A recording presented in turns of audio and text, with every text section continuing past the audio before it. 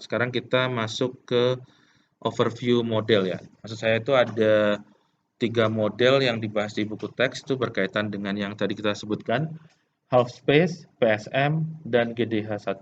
Ini half space itu ya dari 0 sampai berapa juta tahun tuh bentuknya seperti ini. Temperatur ini, temperatur yang atas ini sekitar 0 sampai 400 derajat Celcius. Yang layer berikutnya 400 sampai 800. Nah, kemudian 800 sampai 1200 dan seterusnya. Nah, yang kedua ini PSM, tadi saya sebutkan Parsons, Sclater, and McKenzie, dan GDH Global Depth Heat. Nah, di sini untuk membuat model ini biasanya di buku teks dibagi menjadi simple model, half space model, dan plate model. Plate model kita nggak pelajari karena di sini kalau kita lihat nih bentuknya seperti plate atau plat atau apa nih balok ya, atau yang stabil itu ya, posisi yang stabilnya bentuknya kotak. Sedangkan half space itu adalah dari mid oceanic ridge menuju ke posisi yang stabilnya, dari temperatur astenosfer atau temperatur mantelnya ke astenosfer.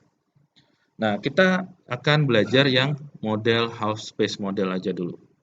Dengan persamaan apa? Persamaannya itu yang kemarin kita sudah tunjukkan, persamaan untuk difusinya.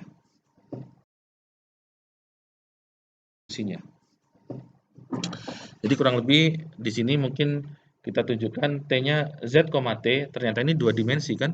Z, T itu Z-nya adalah vertikal kedalamannya, T-nya apa? T umurnya ke arah X kan, spreading. Itu. Nah, berarti di sini pendekatan untuk 2 dimensi model kita coba gunakan. Nah, di sini ada fungsi T-nya. Kemudian ada TA. TA itu T astenosfer kalau nggak salah singkatannya itu adalah mantel. Jadi diasumsikan kondisi batasnya tidak hanya bagian Z yang di permukaan misalkan T sama dengan 0, tapi di bagian mid oceanic ridge. Jadi kita asumsikan temperatur kondisi batasnya pada sumbu mid oceanic ridge adalah pada temperatur apa? Mantel atau temperatur astenosfer. TA. Kemudian ada error function Z per 2 akar kappa T.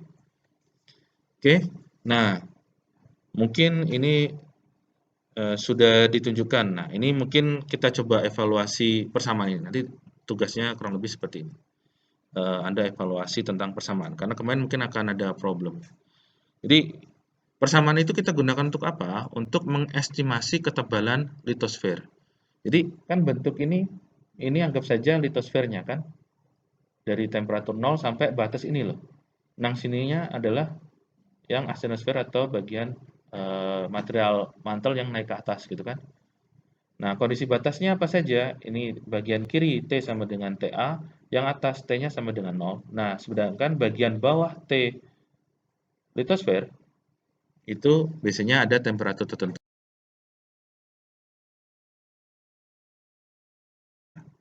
Sebagai contoh, jika kita asumsikan bahwa temperatur dari astenosfer pada sumbu ridge atau ya sumbu pemekaran atau sumbu oceanic ridge ini, punggungan samudra ini adalah 1300 derajat Celcius. Jadi di sini 1300 derajat Celcius. Dan temperatur pada base bagian bawah dari litosfer itu adalah 1100 derajat Celcius, maka kita perlu menemukan kombinasi L dan T, sehingga kita dapat bentuk yang seperti ini. L itu adalah ketebalan litosfer, jadi L-nya kita gantikan di posisi Z, di sini. Kurang lebih nanti L-nya berapa gitu ya. Sedangkan T itu adalah, tadi apa? Umur dari kerak samudranya. Nah, kemarin kita belajar error function. Tadi saya sempat cari lagi, ERFC kemarin itu adalah complementary error function. Nah, yang di sini ada satu lagi yang perlu Anda dengar istilahnya karena baru dengar istilah error function itu adalah inverse error function. Nah, ini sebenarnya kalau persamaan inverse error function-nya akan panjang ya, tapi saya sudah coba hitung dengan kalkulator online juga, ini hasilnya mungkin mirip. Jadi di sini kalau kita perhatikan T di sini sebagai kondisi batas itu adalah 1300 kan ya? Sorry, T-nya itu kan bagian bawah litosfer. 1100. Karena kita kan akan menentukan L-nya ini, tebal dari permukaan ke L-nya itu. Nah, sedangkan T astenosfernya adalah 1300. Maka bentuknya seperti ini ya. 1100, 1300, error function Z-nya jadi L yang akan diestimasi dibagi 2 akar kappa T, ya kan? Sampai sini bisa dipahami ya. Nah, 1100 dibagi 1300, nggak mungkin angkanya sekian dong. 11 dibagi 13 kan harusnya 0, berapa. Tapi karena di bagian ini ada error function, ini harus dibuat inverse error function-nya. Ini dibuat inverse-nya sehingga lepas kurungnya, dan sebelah kirinya dibuat inverse error function dari 11/13. Nah, itu nanti dapatnya angkanya sekian. Anda bisa cek inverse error function di kalkulator online kalau Anda kurang percaya gitu ya. Oke. Nah, kemudian bagaimana kalau kapanya di sini ditentukan angkanya sekian? 10 pangkat minus 6 meter kuadrat per second. Nah, ini jadi problem. Tadi kita bicara time jutaan tahun, S-nya adalah second.